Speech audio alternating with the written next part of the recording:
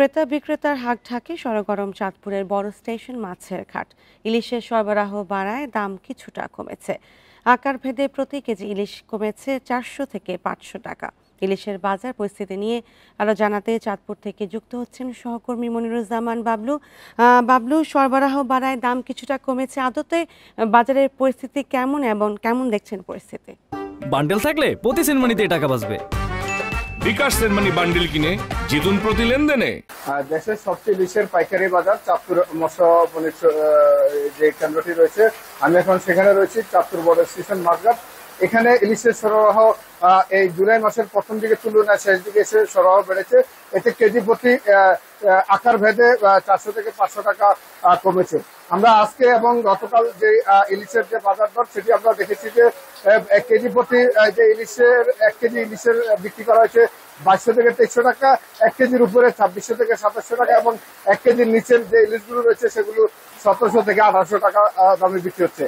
তবে ক্রেতারা বলছেন যে তাদের প্রত্যাশা অনুযায়ী তারা মাছ কিনতে পারছেন না। আর একটু যদি শিথিল করা হয় তাহলে তাদের সাধ্যমতো ইলিশ ক্রয় করা যাবে। আমরা জানি যে চাঁদপুরে ইলিশের সরবরাহ গত কয়েক বছর ধরে হ্রাস পাচ্ছে, সেটির কারণ নির্ণয় করেছেন মৎস্য বিভাগ। আমরা একটি পরিবর্তন দেখেছি, সাগরের থেকে যে নদীতে ইলিশ আসার যে বাধা হচ্ছে সেটি প্রায় 25টি ডুবো চর রয়েছে।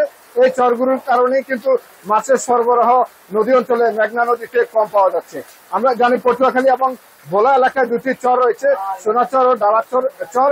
এই দুটি ডুবো চরের কারণেই কিন্তু ইলিশের যে নদীপথে আসার যে বাধাগ্রস্ত হচ্ছে সেটি নিয়ে কিন্তু চিন্তিত রয়েছেন মৎস্য বিভাগ।